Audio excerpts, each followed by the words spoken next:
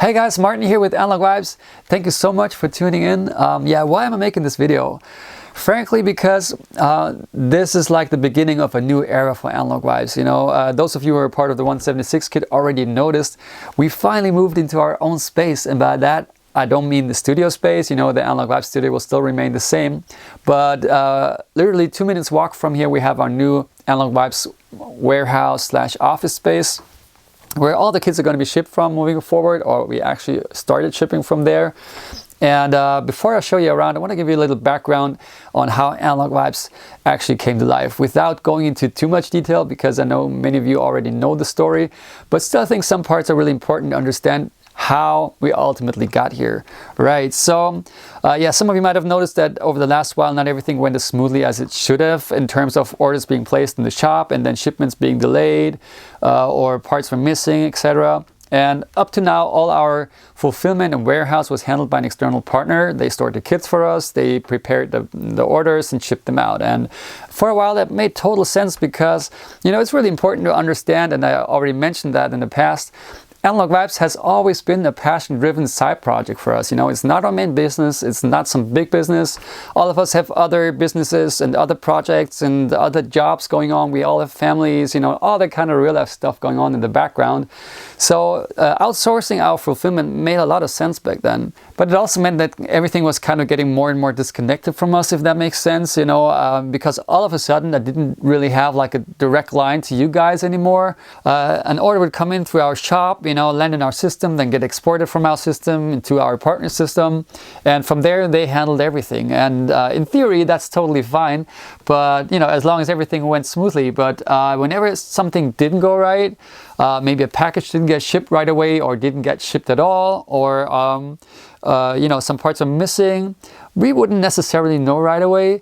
You know, most of the time we only found out once you reached out to us. And the tricky part was then that we couldn't just look it up in our system, you know, and see what was going on, because in our system the order was marked as completed.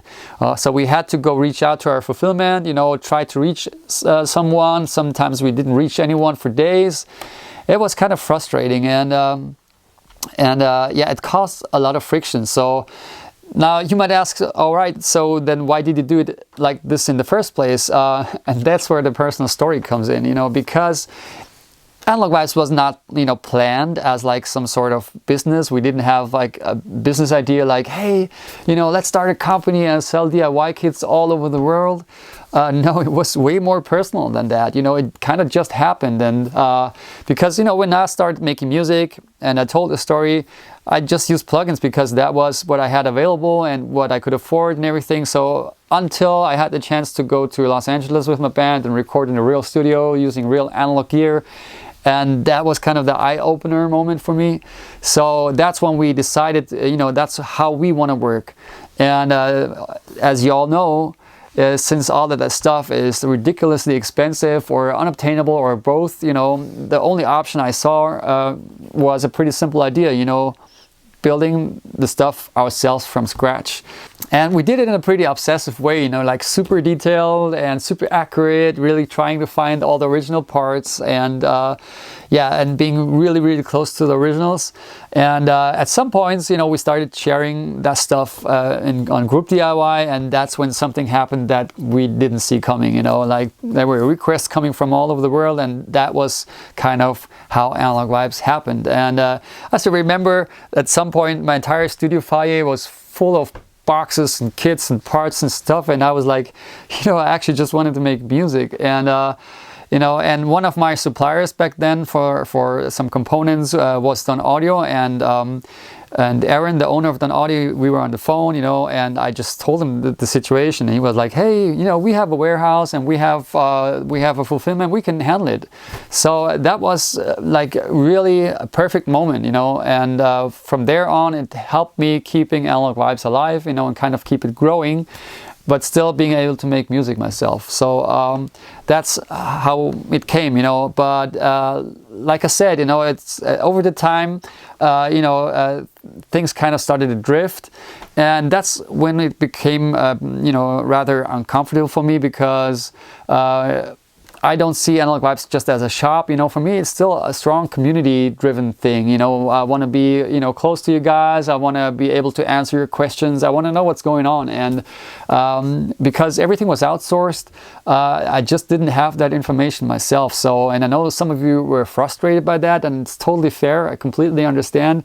But when we got a chance to move into our own space, you know, and bring the warehouse back to us, it was pretty clear, like, this is the move. You know, we basically rebuilt the entire system from scratch, lean, direct, hands-on, you know, kind of like how it was in the beginning, but more professional and with a much better infrastructure.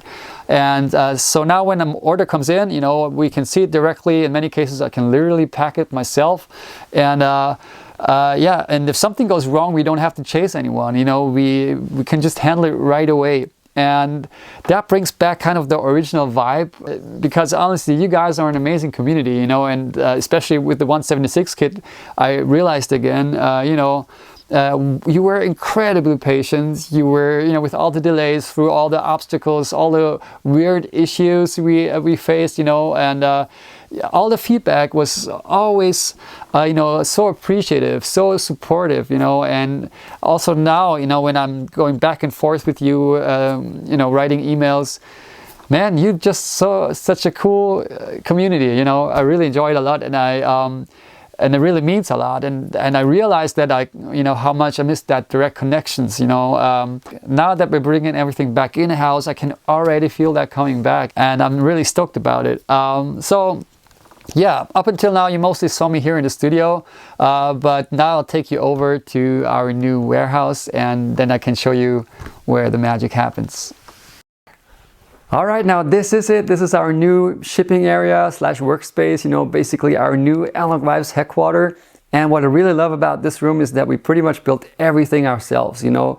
Like most of the things you can see here are either recycled, reclaimed, or made from materials that were already there. And I think for me, that's a really important part of the whole DIY mindset, you know, is creating things yourself with your own hands, you know, self-empowerment, you know, pushing your boundaries. And I think it looks kind of fancy now, but I can show you a picture of what it looked like before, how we started.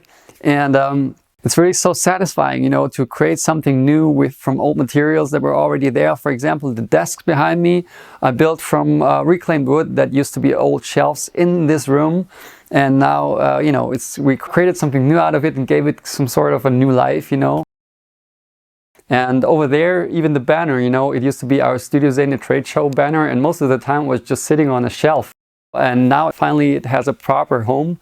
And we used all the insulation from a wall that was going through this room, and, you know, created a huge acoustic wall, and it looks really nice as well. So behind me there is my desk where I'm working. We know we're preparing the orders and everything. And there's Maddie's desk and Stefan's place. So yeah, over there's the shipping area, so you can see all the boxes prepared for shipping, you know, our entire storage area. So I think it's a pretty cool setup, and the big thing about it is if you now place an order, we can usually get it out same day or next day. And if something's off, just reach out and we can, you know, actually react directly. One more thing though, and this also ties into keeping Analog Vibes alive, even though all of this is driven by a ton of passion, you know, there is no way around it, you know, it's also a crazy amount of work. And as idealistic as we are about this whole thing, the reality is that our purchasing costs have gone up by around 30% over the last 5 years. And we haven't adjusted our prices even once during that time. So if we want to keep Analog Vibes going, we have to be honest with ourselves. It only works if we can actually cover our costs. So that's why on May 15, we'll be adjusting our prices for the very first time in over 5 years. And until then, you still have the chance to grab things at the old prices. And from now on, everything runs live and direct from here. No more detours. If you order something and it's in stock, it'll ship within 24 hours. All right, so thank you so much for your support, guys. And welcome to the new chapter.